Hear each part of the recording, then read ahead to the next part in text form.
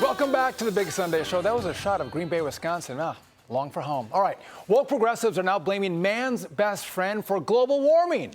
From CNN, quote, "Your pets are part of the climate problem. These tips can help you minimize their carbon paw print." The article goes on to say dogs' diets are hurting the environment. Their meat-heavy diet is the biggest contributor to their carbon paw print, which requires an abundance of energy, land, and water to produce. Okay, we're all dog owners here, right, you guys?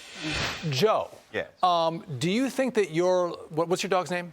Maximus. Would Maximus want to go from a meat diet to a bug-infused dog food diet? Absolutely no shot. He gets Alpo every night, a little Grey Poupon on it, just to give it a little bit of a flavor, right?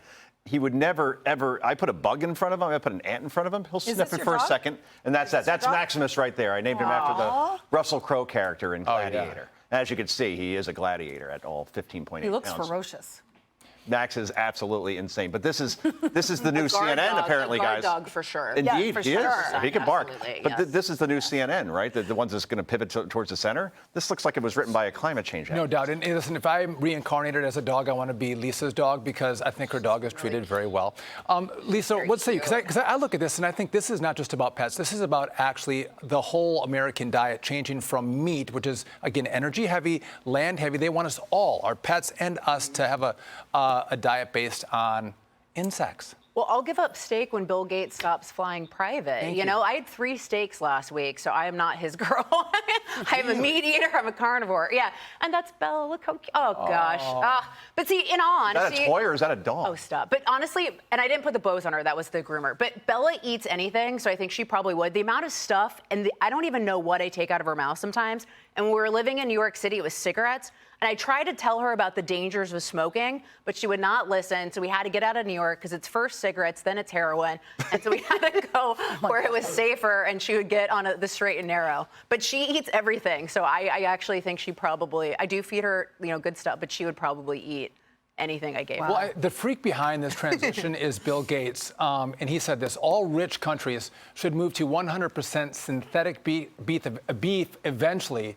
That green premium is modest enough that you can sort of change the behavior of people or use regulation to totally shift the demand. So, I mean, Julie, this guy, again, as Lisa mentioned, he flies on private planes. He drives gas-guzzling muscle cars. He lives in, 20,000 square foot mansions. He has a huge carbon footprint, but he wants us to ride bikes and eat bugs. No, it's amazing. I mean, these billionaires, really just the billionaires especially, are just such double standard. They are such hypocrites, because you're right. I mean, the amount of fuel that they burn in one flight one way is absolutely absurd. And now you're going to actually go out and say, okay, you can't have your steak, or you can't have your protein, or dogs, you need to eat bugs. And I tell you, Coco and Coda would not have it. They're picky eaters. And put them up on the screen. Do these dogs look like they want to go to the grocery store? Are they related? Well, they were forced to in a little grocery cart around our living room because my kids think that they're dolls. We all have guard dogs. They are guard dogs, and they eat meat-based foods, and if I tried to feed them bugs, they would absolutely not eat it, and I know because I had a little bit of an ant crisis in my house.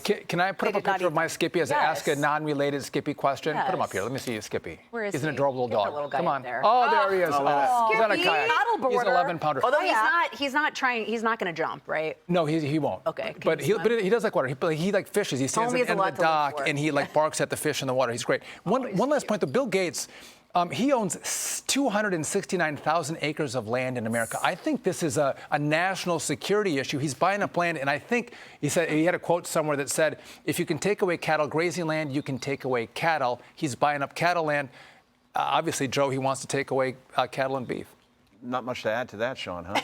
Lisa, you want to take this? Yeah, I've got a theory about Bill Gates. He's weird. No, I don't think he cares about any of this. He's just like dance puppets, and he's like, because he lives on his fancy houses on the water. He flies private. He's probably crushing a steak every single night of his life for dinner.